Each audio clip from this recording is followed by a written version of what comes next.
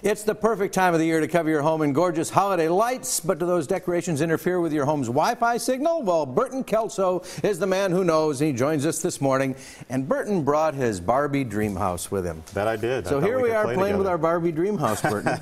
But this is a great visual for where you should or should not put these things to interfere with the wonderful lights that you're putting all around us. That's correct. So take us through the process here. Well, the most important thing to remember is that Wi-Fi signals share the same frequency as electronics in the home.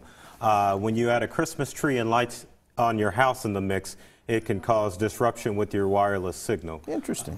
So anything from baby monitors to microwaves can compete with your Wi-Fi signal, causing issues. So the important thing is to learn the proper placement of your wireless router. Does it have to do with how many lights? If you're like a Clark Griswold and you just plaster the thing, are you more likely to have problems then than if you just put a few little lights on the front bushes? Yeah, if you have a household where you do have a lot of lights, or if you have a household where you have a bunch of Christmas trees with lights, you can definitely run into issues with your wireless connection in the home. All right, so we've got a beautiful little tree here. Yes. Now let's assume we have lights all around our Barbie dream house, Burton. That's right. Where should we put our connection there? Using this device here, we're going to show you where not to put it first. Okay. The most important thing with the wireless router is that you do not want to place it in the basement, because the wireless signal goes down as opposed to up. So if it's in the basement, it's not going to give a good signal throughout the house. It's just going to go deeper, not all the way up. Right. The best place to place your wireless router would be in the central location of your house. We'll move this bookcase here to kind of give an idea. Right.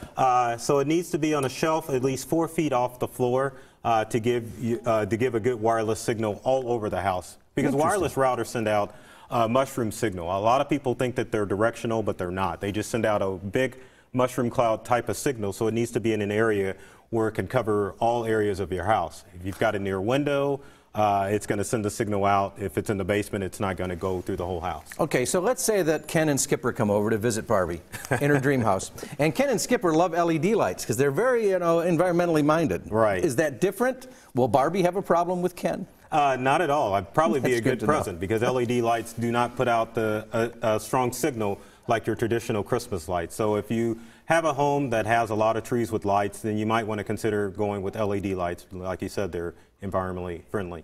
Now, there are a lot of fancy things to do with lights now on channels and with music and the whole bit. I mean, is that another factor that we have to keep in mind when we're thinking about our router and having our wireless connection stay connected? Well, yes. There's two things that you have to take in consideration with wireless.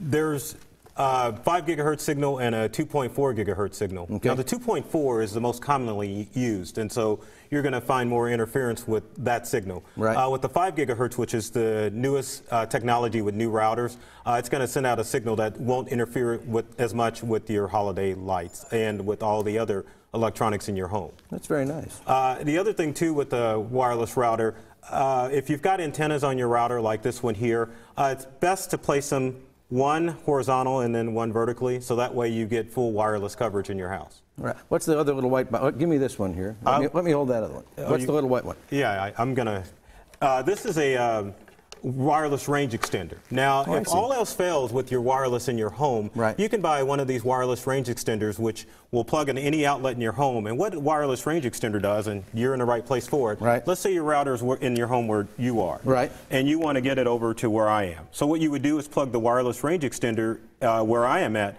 and what it does is it extends that signal out so that you get full coverage in your house. This is great information. We're all going to use it. And you know what else, Burton? Once Ken and Barbie are married, they can use that for a beautiful, beautiful king-size bed. So Ken and Barbie, that's for you. We're going to have a link to Burton's website on ours, kclive.tv, later today. Thanks for bringing your dream house. Oh, it was fun playing with you, Joel. It was fun, wasn't it? It was. Next time, G.I. Joes.